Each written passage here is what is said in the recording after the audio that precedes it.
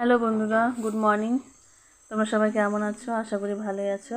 আজকে আমি ভাবলাম যে ধনেপাতার পকোড়া বানাবো।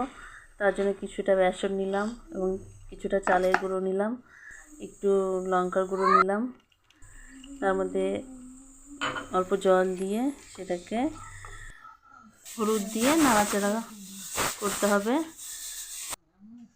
তারপরে একটু মাপ মতো লবণও নিলাম, নিয়ে আর একটু জল দিয়ে এটাকে ভালোভাবে নাড়াচাড়া করে নিলাম।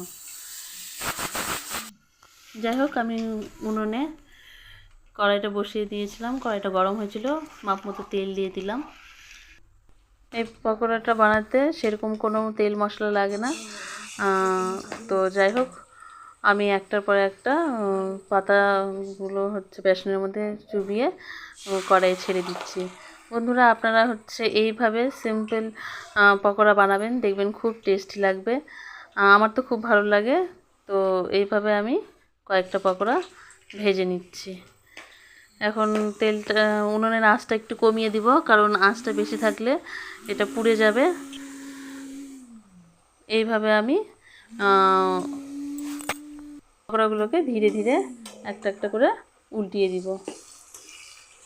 এ পাশটা ভাজা হয়ে গেলে উল্টিয়ে ও পাশটা ভেজে নিব।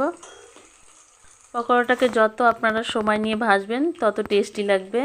আর আঁচটা যেন কম থাকে, না হলে পকোড়াগুলো বন্ধুরা পুড়ে যাবে, ভালো লাগবে না। তো যাই হোক বন্ধুরা, আমার এই পকোড়াটা আপনাদের কেমন লাগলো কমেন্ট করে জানাবেন। আমি টাইম নিয়ে ভিডিওটা বানাই। তো বন্ধুরা, আপনারা অবশ্যই লাইক আর শেয়ার করবেন। আর আপনারাও বাড়িতে খেয়ে দেখবেন, যে বানিয়ে খেয়ে দেখবেন যে আপনাদের কেমন লাগে, কতটা সুস্বাদু লাগে। তো যাই হোক বন্ধুরা, আপনারা কমেন্ট করে জানাবেন যে আমার ভিডিওটা কেমন হয়েছে আর আমার এই রেসিপিটা কেমন লাগলো আপনাদেরকে। অবশ্যই অবশ্যই জানাবেন। যাই হোক বন্ধুরা, ভালো থাকবেন। বাই।